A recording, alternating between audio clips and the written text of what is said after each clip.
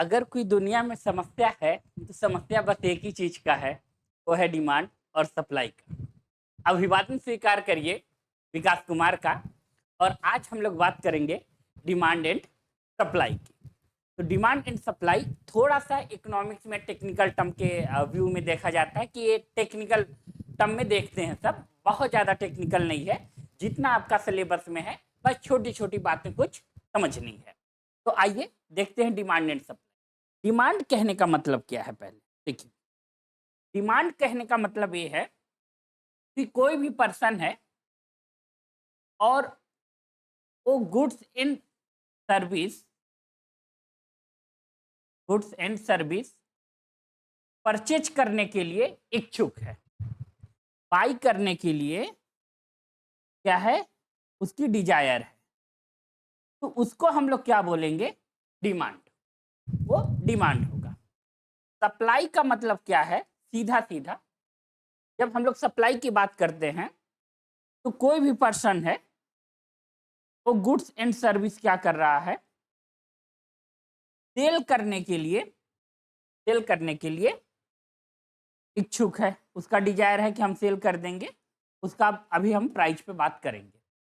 तो basically demand का मतलब ये होगा कि गुड्स एंड सर्विसेज बाई करने की एजिबिलिटी है हमारे पास और डिजायर भी है। एजिबिलिटी भी होनी चाहिए कि हमारी कैपेबिलिटी भी होनी चाहिए और डिजायर भी होनी चाहिए। और सप्लाई के लिए वो गुड्स एंड प्रोडक्ट हमारे पास रहना चाहिए और हमको सेल भी करना है, हम सेल करने में भी इच्छुक हैं। यही है डिमांड एंड सप्लाई। अब इसी पे थोड़ी सी और बात आपको बताएं। बहुत फेमस इकोनॉमिक्स हुए केन्स, तो उनके यहाँ ये बोला जाता था कि जब भी कोई बिजनेसमैन जाता था तो अपनी सारी प्रॉब्लम उनको बताया करता था। अपना वो प्रॉब्लम बताता कि देखिए भाई, हमारे बिजनेस में हम जो ट्रेड कर रहे हैं उसमें ये प्रॉब्लम है। कहते थे अच्छा ठीक ठीक है। तो कुछ दिनों बाद एक वो तोता पाले हुए थे, पैरोट। तोता जब पाले हुए थे तो वो कहते थे कि जाओ मेरे तोते से पूछ लो। तो व्यापारी क्या कहता कि अच्छा वो तोता बता देगा। वो कहते थे हाँ बता देगा, जाओ तुम पूछ कर देखो। व्यापारी अपनी सारी समस्याएं बताता कि देखो ये मेरी बात ऐसी ऐसी है, वहां पैसे दिए थे, पैसा फंसा था, वहां से पैसे निकाले, इस तरीके से अपनी सारी स्टोरी बताता था। और फिर वो आगे की भी स्टोरी बताता। तोता बस इतना कहना सीख गया था, डिमांड सप्लाई ठीक करो, डिमांड सप्लाई ठीक करो। यानी अल्टीमेटली पूरे बिजनेस में या ट्रेड की बात हम जब करते हैं उसमें डिमांड एंड सप्लाई की ही बात आती है। तो चलिए यही डिमांड एंड सप्लाई की बात हम लोग आगे करते हैं। आइए देखिए, लॉ ऑफ डिमांड। डिमांड क्या है, अब वही जो बात हम बोले वही थोड़ा सा यहाँ पे आपको वर्ड में मिल जाएगा कि law of demand state other things being the equal the negative relation between the demand for a commodity and its price. अब डिमांड का एक रूल है कि अगर प्राइस हमारा क्या होगा, प्राइस होगा यानी ऊपर जाएगा, तो डिमांड क्या होगा, लो हो जाएगी। अभी आप मोटा मोटा इतना ही समझिएगा, ठीक है। ये 90%, ये 98% के केस में है, 2% अभी हम बताएंगे। तो प्राइस जनरली हाई होगा तो डिमांड क्या हो जाएगा, हमारा लो हो जाएगा। इतना बात क्लियर है सबको? फिर देखिए, प्राइस अगर आपका क्या हो गया, लो हो गई, तो डिमांड हाई हो जाएगी।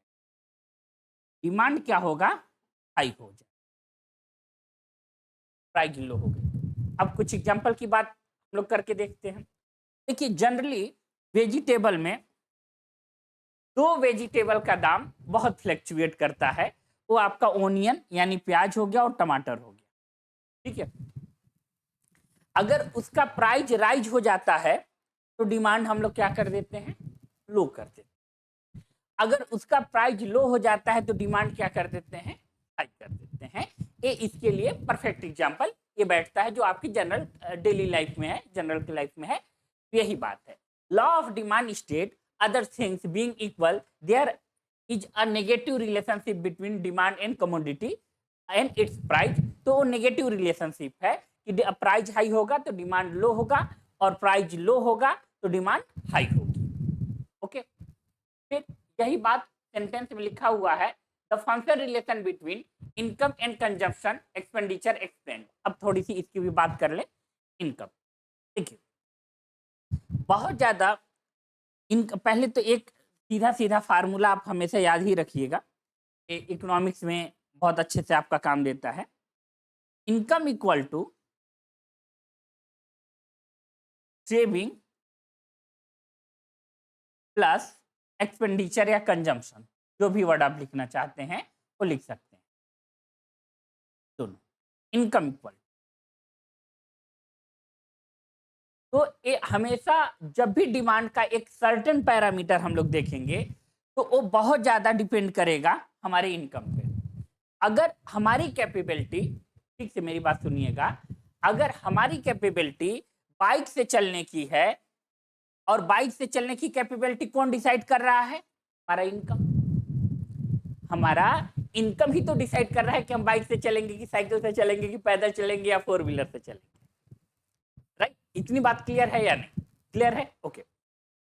तो हमारा इनकम ये बात डिसाइड करता है कि हम किस से चलेंगे। तो इनकम ही हमारा सेविंग और एक्सपेंडिचर के लिए जिम्मेदार है, और यही बात यहाँ पे सीधा सीधा बताया गया है कि आप इनकम जैसा रहता है आपका इनकम, उसी के बेस पे आप क्या करते हैं? डिमांड करते हैं।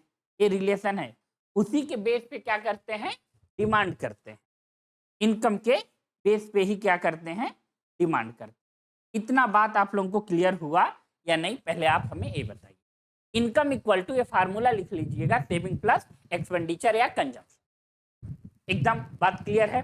पक्का? आगे बढ़ा जाए।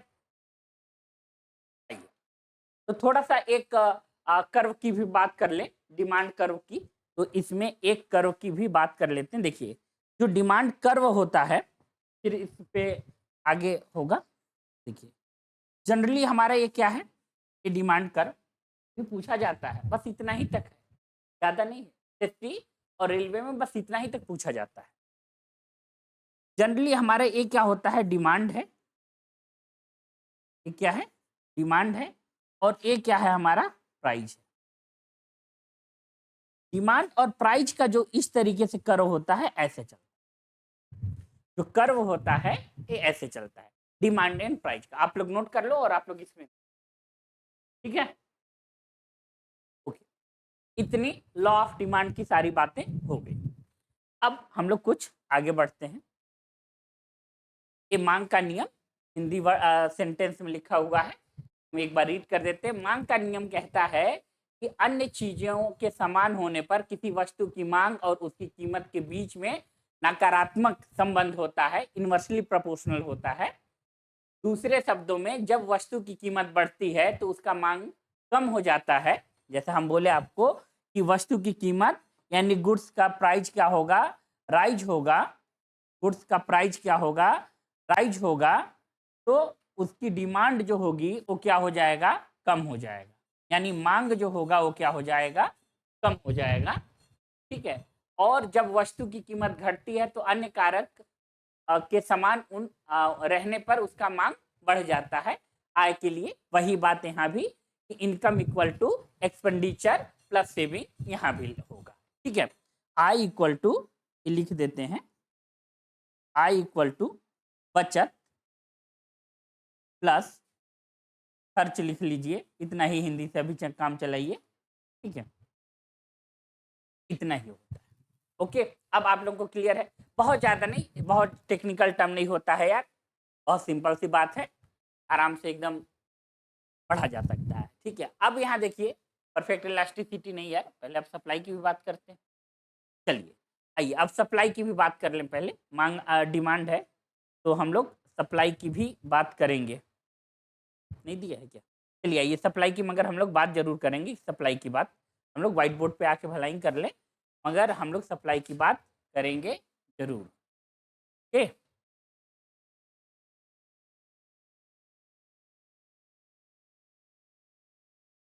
देखिए अब सप्लाई की बात, जब सप्लाई की बात हम लोग करते हैं तो सप्लाई यानी सेल, हम प्रोडक्ट को यानी गुड्स सर्विस जो भी है प्रोडक्ट को हम सेल करने में इंटरेस्टेड हैं। किसको इंटरेस्टेड है? प्रोडक्ट को सेल करने में इंटरेस्टेड है, सेल करना चाहते। अब जो सेल का प्राइस होता है बड़ा सिंपल सा होता है। सेल इधर देखिए, जो हम अभी आपको कर्व बताए, तो यहाँ पे सप्लाई लिख लीजिए और यहाँ पे क्या लिख लीजिए? प्राइस लिख लीजिए। और एक रिलेशन यहाँ भी, सप्लाई हाई होगी तो प्राइस भी हाई होगा, सप्लाई लो होगा तो प्राइस भी क्या होगा? लो होगा। राइट, इतना बात क्लियर है आप लोग को? ठीक है, कि सप्लाई हाई हो रहा है तो प्राइस भी हाई हो रहा है, सप्लाई लो हो रहा है तो हम लोगों का प्राइस भी लो हो रहा है। ओके, अब जब सप्लाई का कर्व देखते हैं तो सप्लाई का कर्व इस तरीके से जाता है, जो सप्लाई का कर्व है वो इस तरीके से जाता है, सप्लाई का कर्व है। इतना बात क्लियर हो गया? डिमांड का कर्व और सप्लाई का कर्व ये बता दिए हम आपको। अब जब दोनों का कर्व, नेक्स्ट पेज में देख लेते हैं, सप्लाई में ही अब हम लोग डिमांड और सप्लाई दोनों की बात करते हैं। किसकी बात कर रहे हैं हम लोग? डिमांड एंड सप्लाई दोनों की बात कर रहे हैं। तो बस यही लास्ट है कर्व की भाषा में, इससे ज्यादा नहीं है। ठीक है, एक कर्व आपका इधर से गया और एक कर्व क्या हुआ? इधर से उठ गया। अब ये जो पोजीशन है, ये जो पोजीशन है, इसी पोजीशन को हम लोग बोलते हैं इक्विलिब्रियम पोजीशन, मतलब बैलेंस है। जितनी डिमांड है, जितना डिमांड हो रहा है उतना ही क्या हो जा रहा है? सप्लाई हो जा रहा है। सिंपल सा समझिए कि 10 लोगों को खाना चाहिए और 10 लोगों को खाना मिल जा रहा है। राइट, इतनी बात क्लियर है या नहीं? क्लियर हो गई? तो यही क्या होता है, डिमांड एंड सप्लाई क्या होता है आपका? इक्वल हो जाता है। ओके, ठीक। तो यही जो पोजीशन है इसी को हम लोग बोलते हैं इक्विलिब्रियम पोजीशन बोलते हैं, इक्विलिब्रियम बैलेंस भी बोलते हैं, ये वर्ड से यूज कर। इतना बात क्लियर हो गया? ओके, पक्का? यही है डिमांड एंड सप्लाई। अब हम लोग आगे फिर गुड्स के इसके टाइप के इलास्टिसिटी पे बात कर सकते हैं। अब एक कॉन्सेप्ट लगे हाथ और बता दें आप लोगों को, वो कॉन्सेप्ट आपका बड़ा सिंपल सा है, इलास्टिसिटी का। इलास्टिसिटी ऑफ डिमांड की बात कर लेते हैं। इलास्टिसिटी ऑफ डिमांड, किसकी बात कर रहे हैं हम? इलास्टिसिटी ऑफ डिमांड की बात कर रहे हैं। इलास्टिसिटी ऑफ डिमांड में क्या होता है? E इक्वल टू, यहाँ पे सीधा सीधा समझिएगा, चेंज ऑफ डिमांड परसेंटेज में है, चेंज ऑफ डिमांड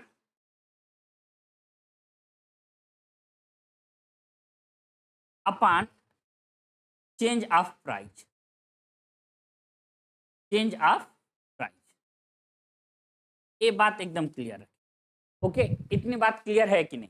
ठीक है, इलास्टिसिटी ऑफ डिमांड में अगर आपका डिमांड चेंज होगा, ये बात एकदम क्लियर रखना है, अगर आपका डिमांड क्या होगा? चेंज होगा, डिमांड चेंज होगा तो प्राइस भी क्या होगा? चेंज होगा। क्या चेंज होगा? प्राइस भी आपका चेंज होगा। इतनी बात क्लियर है या नहीं मेरे दोस्त? आप सीधा सीधा बताओ, क्लियर है? पक्का? डन? समझे? तो यही बस इतना ही कॉन्सेप्ट के बेस पे हम लोग सारे डिमांड एंड सप्लाई के जो भी बस इतना ही कॉन्सेप्ट है, इतना ही कॉन्सेप्ट है जो हम बताए आपको, और इतना ही कॉन्सेप्ट के बेस पे आप सारे एसएससी और एनटीपीसी के बेस पे एक बेस बनाकर आप सॉल्व कर सकते हो क्वेश्चन। इससे ज्यादा कुछ नहीं, इसी का बस एप्लीकेशन मिलेगा आपको। ठीक है, तो चलिए आइए बात करते हैं हम लोग डिमांड का भी बता दिए, सप्लाई भी बता दिए, इक्विलिब्रियम भी बता दिए। इतना बात क्लियर हो गया है आपको? तो चलिए हम लोग जहां थे वहीं पे, तो यही डिमांड की बात। अब देखिए यहाँ पे कुछ क्वेश्चन है जो प्रीवियस ईयर में आया हुआ है आपका, और डायरेक्ट हम उसी क्वेश्चन को उठा लिए हैं। देखिए, if the rate of change of demand for a commodity is more rapid than the price that commodity, then how will be the demand be. ये जो केस होता है इस तरीके का, उसको बोलते हैं हम लोग परफेक्ट इलास्टिसिटी। क्या बोलते हैं? Perfect elasticity. यहां देखिए, the rate of change of demand commodity is the more rapid than the price of commodity, how will be this demand will be, इसको बोलते हैं परफेक्ट इलास्टिसिटी। और परफेक्ट इलास्टिसिटी में अगर इस तरीके से भी पूछा जाता है, जो अभी E इक्वल टू फार्मूला बताए हम आपको, इनफाइनाइट, ये बताया भी जाता है। नेक्स्ट देखिए, the quantity of commodity that the consumer is willing and able two by, इसकी बात हम लोग कर चुके हैं। एबल टू बाई कहने का मतलब उसका परचेज करने का पावर है, हमारे पास इतनी इनकम है कि हम उस गुड्स को परचेज कर सकते हैं, right. Different price given time period is called the demand for a commodity. ये आपका आया हुआ है सारा क्वेश्चन, जो भी अभी क्वेश्चन हम करा रहे हैं एक लाइन में करा रहे हैं, ये एसएससी के प्रीवियस ईयर के ही क्वेश्चन है। अगला देखिए, when there is a increase in the price of the substitute product, what will be the change in demand curve. तो डिमांड का जो कर्व है, अभी आपको डिमांड का कर्व हम इस तरीके से बनाकर दिखाए थे, इस तरीके से डिमांड का कर्व दिखाए थे, राइट। तो डिमांड का कर्व किधर शिफ्ट होता है? राइट की तरफ शिफ्ट होता है। मेरी बात ठीक से सुनिएगा, डिमांड का कर्व किधर शिफ्ट होगा? राइट की तरफ शिफ्ट होगा, यानी दाएं तरफ शिफ्ट होगा। ये भी क्वेश्चन आया हुआ है, ये सारे क्वेश्चन प्रीवियस ईयर के आए हुए हैं, राइट। अब आइए नेक्स्ट देखते हैं, अगला बात करते हैं।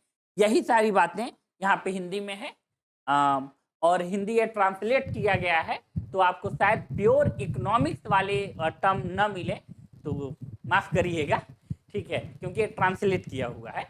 यदि किसी वस्तु की मांग में परिवर्तन दर उस वस्तु की कीमत में अधिक तीव्रता की मांग होती है, तो पूरी तरीके से उसको लोचकदार बोलते हैं। वही बात जो ई इक्वल टू हम इनफाइनाइट के केस में बताए थे। फिर यहाँ पे देखिए, किसी वस्तु की मात्रा जिसे उपभोक्ता किसी निश्चित समयावधि में अलग अलग कीमतों पर खरीदने में इच्छुक होता है, उसे कहते हैं वस्तु की मांग कहते हैं हम लोग। नेक्स्ट है, जब स्थान क्या होता है कि एक के स्थान पे, जैसे हम लोग सिंपल सी एक बात आपको समझा दें इसमें कि सपोज करिए आप मार्केट में गए, आप टी के जगह पे, हालांकि परफेक्ट एग्जांपल उतना नहीं बैठ रहा है, मगर कॉफी है, ठीक है, तो वो डिमांड जो है ना दाहिनी तरफ शिफ्ट हो जाएगा, मगर आपको टी अवेलेबल नहीं है तो कॉफी पी ले रहा है, ओके, ऐसी ही कुछ। अब आइए नेक्स्ट बात कर रहे हैं हम लोग, देखिए इसको। नेक्स्ट है हम लोग का, which economics first explain the theory of demand and supply. ये तो कई बार बता भी चुके हैं कि एडम स्मिथ हैं, और एडम स्मिथ आपके वो भी हैं, क्या नाम है, किनको बोला जाता है हम लोग फादर ऑफ इकोनॉमिक्स भी बोलते हैं, किनको? एडम स्मिथ को। और if the supply curve is the straight line, बात वही सप्लाई कर्व की बात करा, supply curve is the straight line through the origin, will the price is elasticity of supply equal to unit. तो equal to unit जो होता है उसका सीधा सीधा समझ लीजिएगा, ई इक्वल टू जो वैल्यू होता है वो 1 के इक्वल होता है। ई की वैल्यू किसके बराबर होता है? 1 के इक्वल होता है, उसी को बोलते हैं। तो if the supply curve is the straight line passing through the origin, the what will the price elasticity of supply, तो इक्वल टू 1 होता है, इक्वल टू यूनिट होता है। नेक्स्ट, यही बात हिंदी में है, इकाई के बराबर होता है, तो ई इक्वल टू यहाँ पे 1 लिख लीजिएगा। इलास्टिसिटी की जो बात हम आपको बताए थे, इक्वल टू 1 की बात है। इतना क्लियर है या नहीं है मेरे दोस्त? जल्दी से कमेंट बॉक्स में लिखकर बताइए, और आप लोग ऑफलाइन वाले भी बताओ भाई, क्लियर हो रहा है सारी बात? ठीक है, नहीं है तो वीडियो रिकॉर्ड हो रहा है, फिर से देख लेना, क्या करोगे। हाँ आओ देखिए, production refer to the production of goods and services by the industry that can be satisfy human need. ठीक है, ह्यूमन नीड। अब ये हमारा तो बहुत बेसिक नीड सी बात है, ये सेंटेंस उठाया गया है, इस सेंटेंस को समझ लीजिए कि production refer to the production goods and services by industry that can be satisfy human need. अब हमेशा इंडस्ट्री का यही प्रयास रहता है, हमेशा देखिए, कि वो ऐसे गुड्स और सर्विसेज प्रोडक्ट प्रोवाइड करे जिससे ह्यूमन क्या हो, सेटिस्फाई हो जाए, उन्हें संतुष्टि मिल जाए, ठीक है। और कभी कभी, ये थोड़े से रेयर केस की बात कर रहे हैं, कभी कभी जानबूझकर बिजनेसमैन ऐसा डिमांड क्रिएट करते हैं जिसकी डिमांड होती होती नहीं है, मगर आइडियल कंडीशन ये है कि जिसकी डिमांड हो उसी को, उसी का गुड्स और सर्विस प्रोवाइड किया जाए। आइडियल कंडीशन यही है, ठीक है, इतनी बात क्लियर रखिएगा। ओके, तो production refer to goods and services by the industry that can satisfy the human need. अब देखिए, what is the remuneration received by the entrepreneur, output production is called net profit। तो हमेशा एक entrepreneur का purpose होता है, entrepreneur कहने का मतलब जो एक कंपनी को चला रहा हो, मैनेज कर रहा हो, अल्टीमेटली मैनेजर टाइप का, ठीक है, मैनेजर और मालिक दोनों मिल जाएंगे तो इंटरप्रेन्योर बन जाएंगे। तो उनका सीधा सीधा पर्पस होता है कि आप क्या करो, नेट प्रॉफिट, यानी प्रॉफिट कमा सको, नेट प्रॉफिट की बात करें। Net profit is the amount earned from the business revenue after deducting the cost of the operating expenses from the goods sold given period. Okay. When the balance of payment of a country is equilibrium.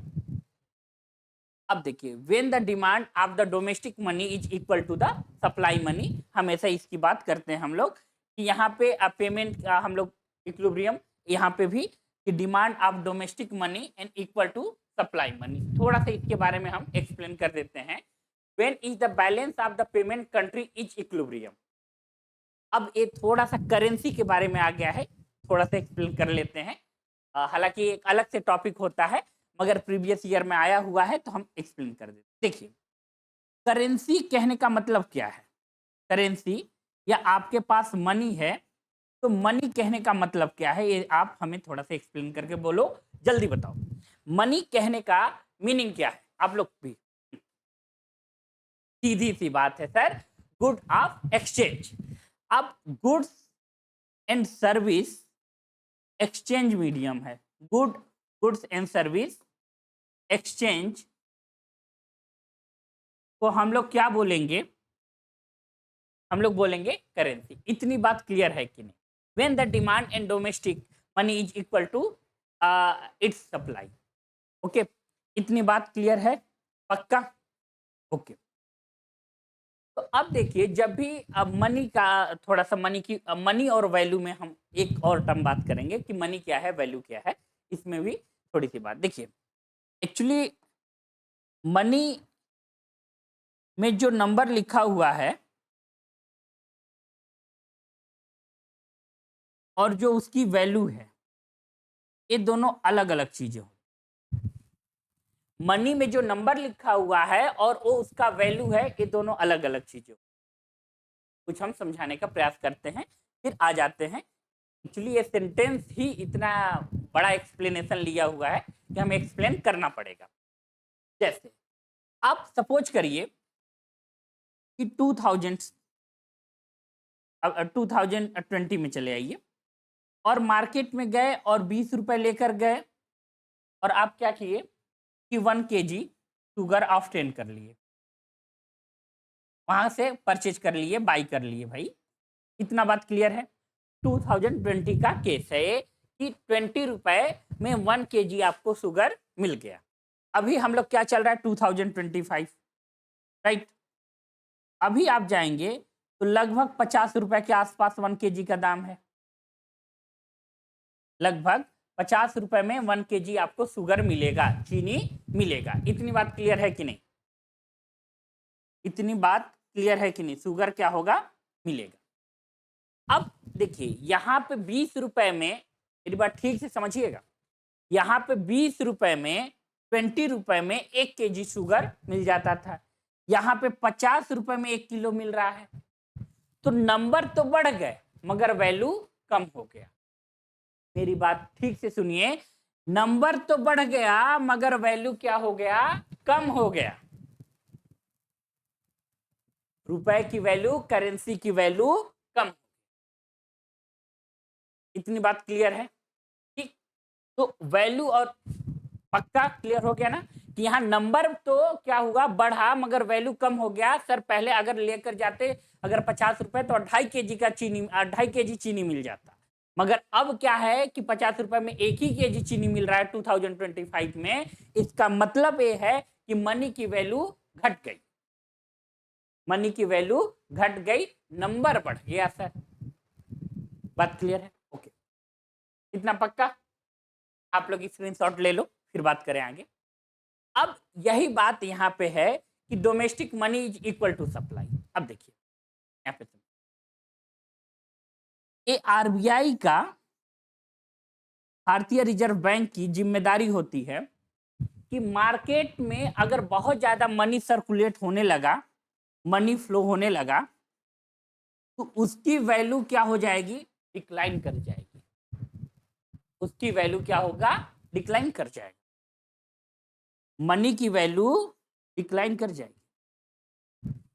अगर market में money की shortage हो गई, money का shortage हो गया, shortage कहने का मतलब मार्केट में मनी नहीं है, तो उसकी वैल्यू क्या हो जाएगी? बढ़ जाएगी। उसकी वैल्यू क्या होगी? इंक्रीज हो जाएगी। इतनी बात क्लियर है कि नहीं मेरे दोस्त? पहले बताइए।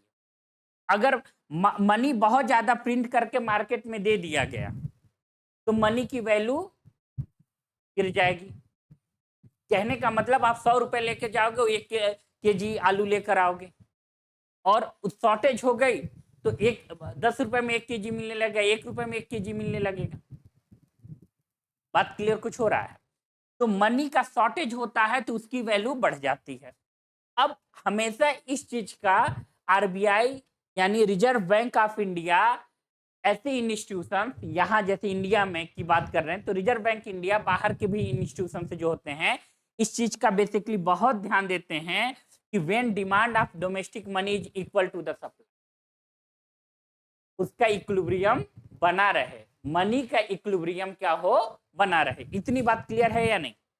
मनी का इक्विलिब्रियम बना रहे यानी उसका बैलेंस बना रहे, न बहुत ज्यादा हो न बहुत कम हो। ज्यादा हो जाएगी वैल्यू गिर जाएगा और कम हो जाएगा तो मनी की शॉर्टेज हो जाएगी, मार्केट में मंदी आ जाएगा। इतनी बात क्लियर है? चलिए, तो यही है, आप लोग स्क्रीनशॉट खींच लो पहले फिर बात करते हैं आगे। आगे देखिए, यही बात हिंदी में है, हिंदी वाले भाई आप लोग इसमें वो खींच लो, वही सारी बातें हैं, फिर लंबी और दूसरी बात है। आगे देखिए, goods that are used in the production of other goods and services is called intermediate।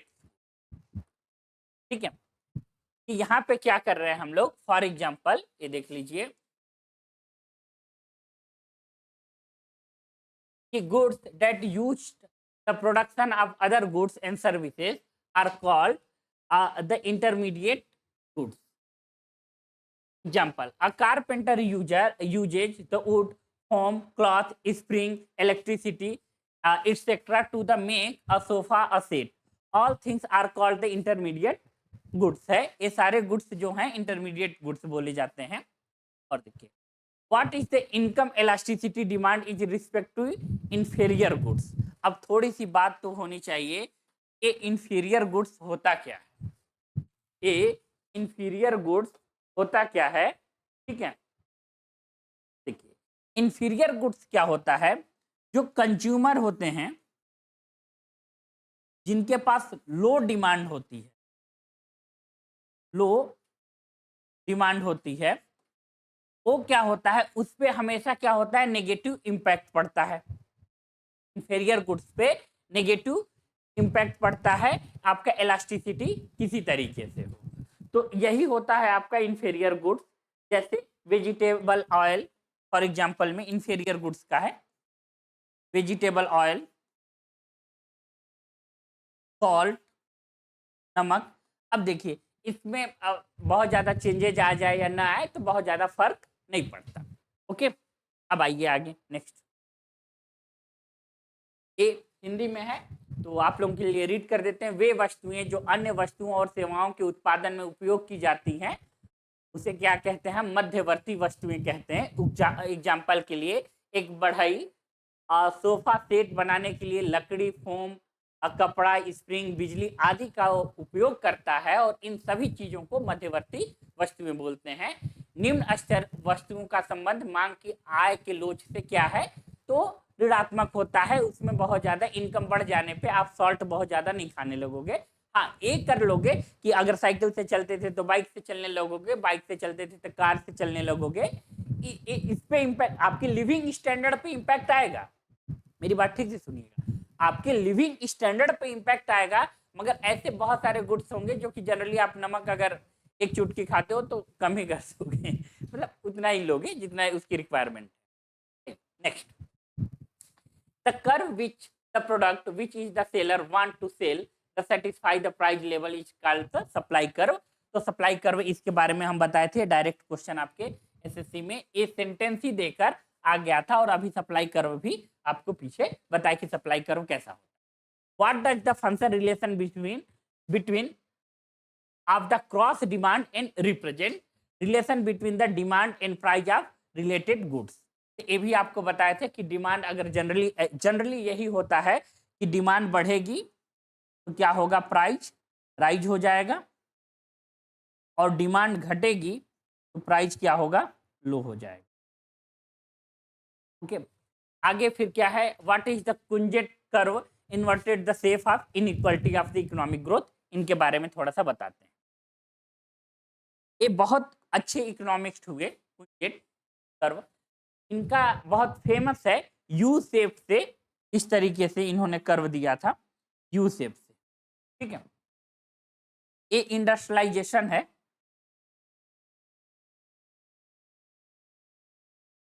और ए क्या है, इनइक्वलिटी है। इनइक्वलिटी कहने का मतलब सीधा सीधा इनकम डिफरेंस कह लीजिए आप, इनकम डिफरेंस, इनकम का डिफरेंस।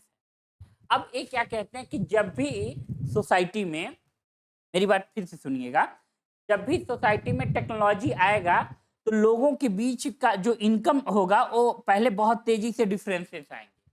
लोगों के बीच में जो इनकम है वो बहुत तेजी से डिफरेंस आएगा, और बाद में क्या होगा, वो इनइक्वलिटी कम हो जाएगा।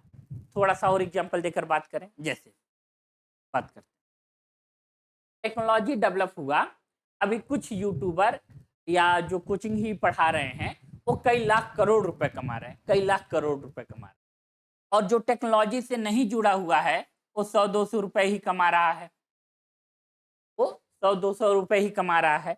तो जब भी टेक्नोलॉजी आएगी, जब भी टेक्नोलॉजी आएगा तो कुछ लोगों का, सम पीपल का, मतलब बहुत तेजी से इनकम बढ़ जाएगा, बहुत तेजी से इनकम बढ़ेगा, और यहाँ पे इन लोगों का इनकम घट जाएगा। इन लोगों का जो इनकम होगा वो क्या रहेगा, घट जाएगा या उतना ही रहेगा। टेक्नोलॉजी यही काम करता ही है, और सोसाइटी में जो इनइक्वलिटी है वो आ जाएगा। और आफ्टर कुछ टाइम बाद, एक कुंजेट कर्व का स्टेटमेंट है, आफ्टर कुछ टाइम बाद ये इनइक्वालिटी कम होता जाता है। जब भी टेक्नोलॉजी, कोई नई टेक्नोलॉजी आई, इंडस्ट्रियलाइजेशन हुआ। अब देखिए, जैसे हम एक सिंपल सा और आपको एग्जांपल देकर समझाते हैं। देखिए, एक पर्सन क्या था, अभी तक अनएम्प्लॉयमेंट था। ठीक है, क्या सपोज करिए, मेरी बात ठीक से सुनिएगा, क्या सपोज करिए दो भाई लोग हैं। ठीक है, दोनों लोग अभी फार्मर हैं, आराम से खेत में काम करते हैं, खाते पीते हैं। मगर एक ब्रदर जो है, फर्स्ट ब्रदर और सेकेंड ब्रदर, ठीक है, तो किसी एक भाई का जॉब लग गया इंडस्ट्री में। अब जाहिर सी बात है कि इसकी इनकम बहुत हाई हो जाएगी, इसकी इनकम हाई हो जाएगी, और इसका जो सेकेंड ब्रदर है उसकी इनकम तो उतना ही रहेगा। अब इनकम के बेस पे इन लोग दोनों के बीच में देखेंगे तो डिफरेंस बहुत हाई चला जाएगा, डिफरेंस बहुत हाई चला जाएगा। आफ्टर कुछ टाइम बाद, आफ्टर कुछ टाइम बाद, अब इसी चीज को आप सोसाइटी लेवल पे लेंगे। दो भाई का एग्जांपल दिया, आप सोसाइटी लेवल पे लेंगे। आफ्टर कुछ टाइम बाद इन लोगों की जो इक्वालिटी होगी वो कम होती जाए। एक कुंजेट कर्व का स्टेटमेंट है कि आफ्टर कुछ टाइम बाद क्या होगा, कम होता जाएगा। तो यही बात यहाँ पे सीधा सीधा, मेरी बात ठीक से सुनिएगा, यही बात सीधा सीधा यू शेप से दिखाया गया है। हम समझा पाए आप लोगों को?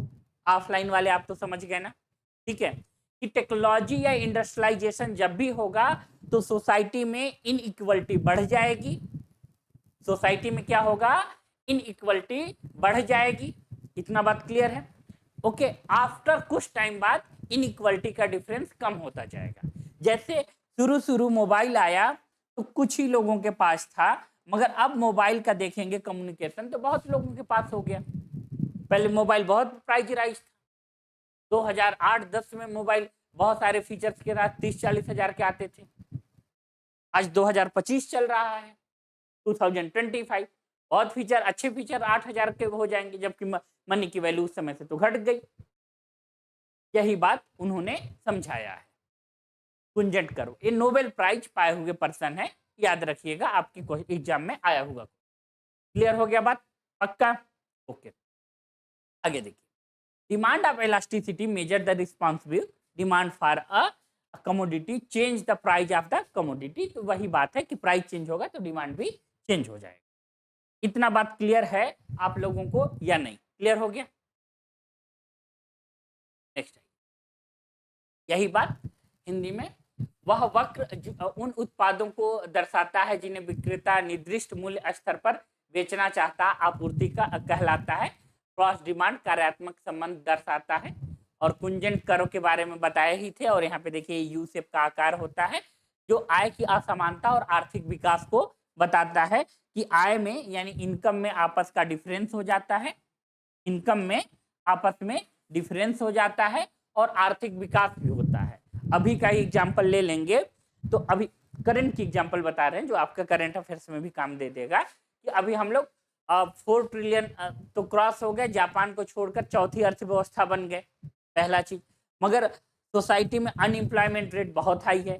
एक तरफ से हम बहुत तेजी से ग्रोथ कर रहे हैं, अनएम्प्लॉयमेंट भी हाई हो गया, हंगर इंडेक्स भी खराब हो गई, मतलब हम लोग ज्यादा यहाँ लोग भूखे मर रहे हैं। अगर 2023 और 24 का रिपोर्ट देखेंगे आप तो अनएम्प्लॉयमेंट भी हाई हो गई है।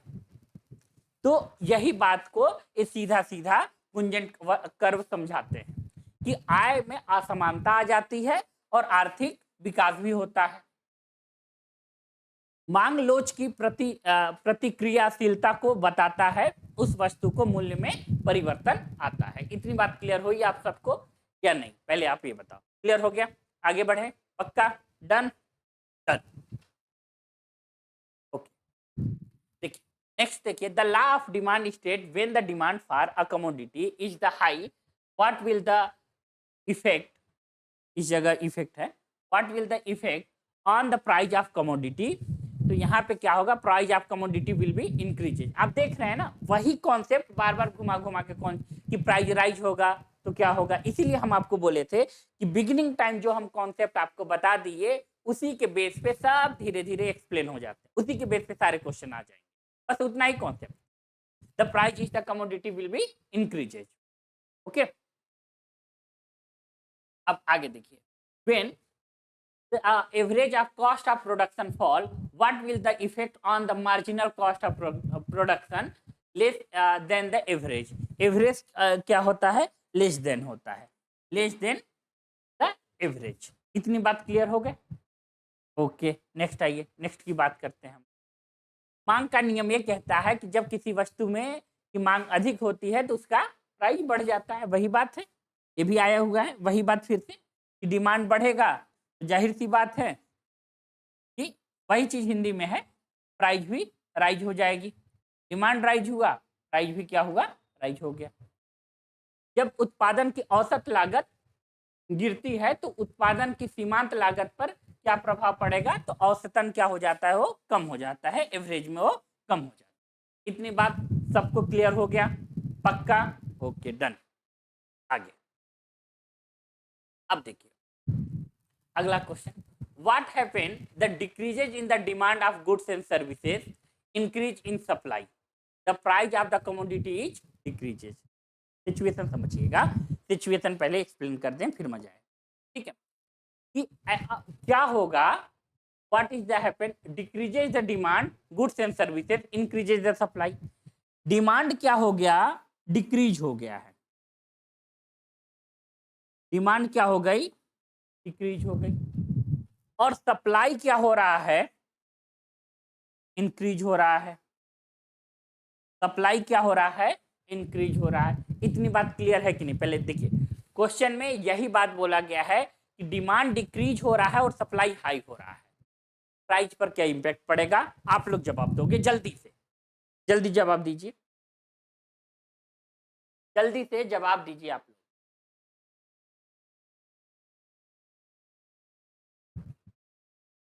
सिंपल सी बात है, प्राइस गिर जाएगी, प्राइस क्या होगा, गिर जाएगा, सीधी बात जान लीजिए। अगर डिमांड लो हो गई, सप्लाई हाई हो गई, तो प्राइस पक्का है कि गिर जाएगा। एक केस और बता देते हैं, प्राइस पक्का है कि गिरेगा, ओके, तो price of the commodity is the decreases, यही लिखा हुआ है। एक केस और सुनिए, अगर ऐसा हो, स्क्रीनशॉट ले लीजिएगा, डिमांड हाई है, डिमांड क्या है, हाई है, सप्लाई क्या है, लो है, किसी भी चीज का, तो प्राइस पे कैसा इंपैक्ट पड़ेगा, सप्लाई क्या है, लो है, प्राइस पे कैसा इंपैक्ट पड़ेगा, आप जल्दी से बताइए। डिमांड हाई है, सप्लाई लो है, तो प्राइस पे कैसा इंपैक्ट पड़ेगा, अभी किसी भी गुड्स पे, जाहिर सी बात है प्राइस क्या होगी, बढ़ जाएगी, प्राइस क्या होगा, बढ़ जाएगा, ये याद रखिए, ठीक है। कोई भी गुड्स का ऐसा हो कि डिमांड हाई हो जाए और सप्लाई कम हो जाए, जैसे अभी कुछ चीज जो गुड्स वगैरह हैं, जैसे गर्मी की दिन आ गई, तो इसी का एग्जांपल ले लेते हैं, एसी का डिमांड हाई है, सप्लाई लो हो जाए, प्राइस तुरंत हाई हो जाएगी।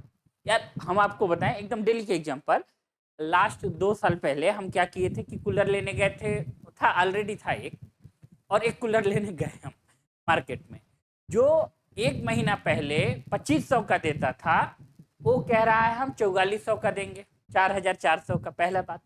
और दूसरी चीज कह रहा है 2 दिन बाद देंगे, एडवांस में देकर जाओ। कहने का मतलब उस समय डिमांड हाई हो गई, सप्लाई लो हो गया, प्राइस क्या कर दिया गया, अप कर दिया, प्राइस क्या कर दिया गया, अप कर दिया गया। इतनी बात क्लियर है कि नहीं आप लोगों को, यही बात इसमें बताया गया। अब आगे देखिए, when there is a no change in the demand, even there is a significant change in the price of the commodity, or there is a very small change, it's called the inelastic of demand। तो इसको inelastic of demand बोलते हैं, जबकि ये word याद रखिएगा, आता है बार बार, कि यहाँ पे क्या हो रहा है कि no change in demand even if is the significant change in the price of the commodity, there is a very small changes. जैसे जनरली 10 रुपए का सामान था, अभी 11 रुपए में मिलने लगा, तो इनको बोलते हैं हम लोग in elastic demand. And next देखिए, when the demand curve is the commodity is the parallel to x axis and then b will elasticity of demand infinity e equal to a condition होता है कि infinity पे आता है, तो ऐसे भी डायरेक्ट पूछ लेता है। तो ये पैरेलल टू एक्स एक्सिस, ये एसएससी का प्रीवियस ईयर का क्वेश्चन है मेरे भाई, हम खुद से कुछ भी बनाकर नहीं लाए, ओके ठीक। तो यही है, तो डिमांड ऑफ गुड्स होगा। इतनी बात क्लियर है या नहीं, क्लियर है, ओके। तो demand of curve of commodity is the parallel to X axis, then what will be the elasticity of demand for a goods, E is infinity.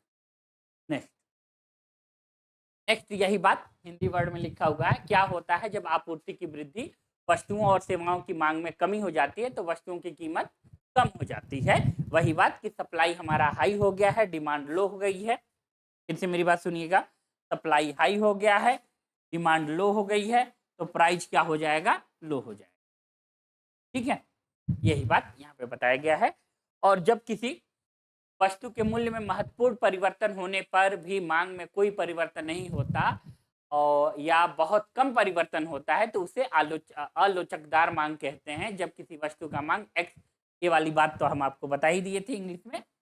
अब देखिए, जब किसी वस्तु का मांग वक्र एक्स अक्ष के समांतर होता है, उसी वस्तु की मांग रोज क्या कहलाती है, तो ये अनंत कहलाती है। इसकी भी बात हम लोग कर चुके थे, ये हिंदी वाले स्क्रीनशॉट खींच ले, और आप लोग भी फोटो क्लिक कर लो या पीडीएफ आपको मिल जाएगा, राइट। अब आइए नेक्स्ट बात करते हैं हम लोग। The goods paint, the animal paint is called whites goods. ये गुड्स के टाइप है, तो इसको व्हाइट्स गुड्स में, गुड्स भी इसी में डाल दिए। चलिए एक दिन पर्टिकुलर हम गुड्स का अलग से टॉपिक ले लेंगे, याद रखिएगा। और what is the demand curve is the given goods, तो अपवार्ड द स्लोपिंग, स्लोप पे अपवार्ड जाता है, गिवन गुड्स की बात है। और the relation between the quantity of demand, the income of the consumer determine. अब देखिए क्वांटिटी ऑफ डिमांड, मेरी बात ठीक से सुनिएगा, quantity of demand and income of consumer, income of consumer, दोनों का जो रिलेशन हम लोग देखते हैं ये इंगल्स लॉ के अकॉर्डिंग देखते हैं। एंगल्स लॉ, ये वर्ड आप लोग याद रखिएगा, इन्होंने दिया था कि आप कितने क्वांटिटी में डिमांड करते हैं वो आपका इनकम बताता है, कि इनकम, आपकी इनकम ही डिसाइड करता है कि आप कितने क्वांटिटी में डिमांड करेंगे। जैसे आपको बताएं, किसी घर की इनकम अगर अभी 40 से 50,000 है, बहुत ज़्यादा गर्मी है, एक एसी में काम चल जाएगा। मगर उस घर की इनकम सपोज कर लीजिए कि 2 लाख पर मंथ है, तो हर एक कमरे में एसी लगी रहेगी, क्योंकि वहां पे इनकम हाई है तो क्वांटिटी ऑफ डिमांड हाई हो जाएगी। ओके, अब इतना बात क्लियर रखिए। यही बात यहाँ पे हिंदी में है और आप लोग हिंदी वाले स्क्रीनशॉट खींच लीजिए।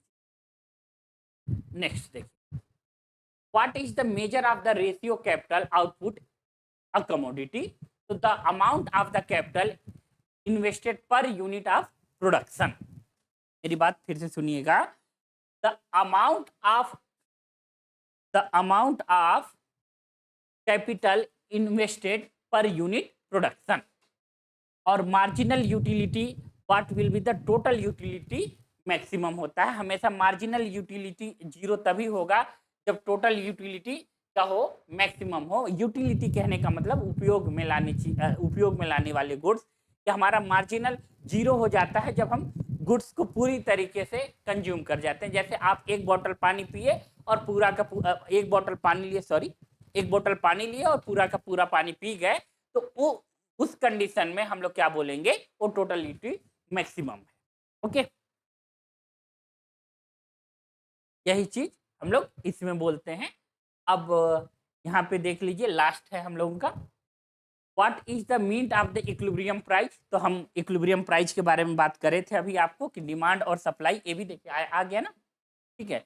इस तरीके से बात करे थे कि ये जो पोजीशन होता है ये हमारा क्या होता है, इक्विलिब्रियम पोजीशन की बात हम लोग करते हैं। तो the price which quantity demand equal to the equal quantity, मतलब जितना डिमांड है उतना ही सप्लाई है, यही क्या है आपका इक्विलिब्रियम पोजीशन है। Opportunity cost of one goods कर लीजिए, गुड कभी कभी गुड लिखा रहता है मगर गुड्स से लिखा करिए आप लोग। The amount of other goods to be the given the produce is first good, यही है। तो अभी हमारा ये इनिशिएटिव आप लोगों को कैसा लगा, आप हमें बताएं। हिंदी में है, संतुलन से क्या अभिप्राय है, तो डिमांड और सप्लाई आपस में इक्वल होना चाहिए। डिमांड और सप्लाई क्या होना चाहिए, आपस में इक्वल होना चाहिए। यही संतुलन से हमारा अभिप्राय होता है, कि इक्विलिब्रियम से। और आगे की बात यही कि एक वस्तु की औसत लागत अन्य वस्तुओं की वह मात्रा है जिसमें पहली वस्तु का उत्पादन करने की को छोड़ना पड़ता है। तो आपको मेरी ये जितना क्लास लिए, जितना कॉन्सेप्ट आपको समझाए, आई होप कि आप लोग सब लोग समझ गए होंगे। अपना फीडबैक कमेंट बॉक्स में जरूर लिखें। यार लाइक मत करिएगा, मगर कमेंट बॉक्स में ये जरूर लिख दिया करिए कि भाई ये टॉपिक ठीक से एक्सप्लेन नहीं हुआ, ये थोड़ा सा, इससे हमको एक आइडिया मिलता है कि हम सही वे में चल रहे हैं या नहीं चल रहे हैं, थोड़ा सा और हमें क्या करने की ज़रूरत है, इसका आइडिया मिलता है। तो कमेंट बॉक्स में आप अपना फीडबैक जरूर डाल दें। लाइक ना करें आपकी मर्जी, सब्सक्राइब ना करें आपकी मर्जी। ओके, आप करना चाहो तो करिए, ना करना चाहो तो कोई बात नहीं। हमारे साथ जुड़े रहने के लिए और लेक्चर को कंप्लीट देखने के लिए thank you very much, thank you.